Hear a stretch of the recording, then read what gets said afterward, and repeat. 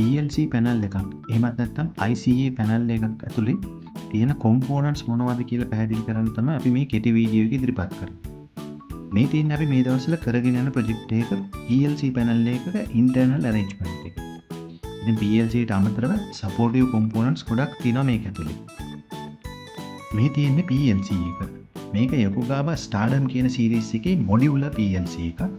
redundancy CPU දෙකක් තියෙනවා 1+1 ඒ වගේම තමයි power supply දෙකක් තියෙනවා.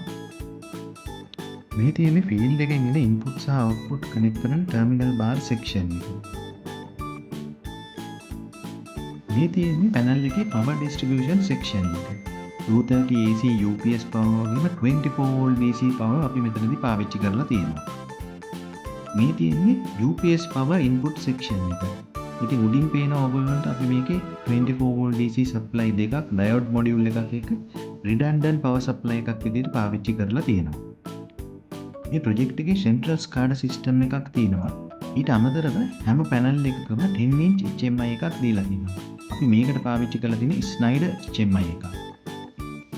ඉතින් මේ control system එක අපි පාවිච්චි කරලා තියෙන්නේ 35 MLD water transmission network එකක් manage කරන application එකකට. මේක තාම ට්‍රයිල් කරගෙන යන ගමන් මෙන්න මේ විදිහට HMI එකෙන් ඔයගොල්ලන්ට ඔපරේට් වෙන පම්ප් එක මොකක්ද?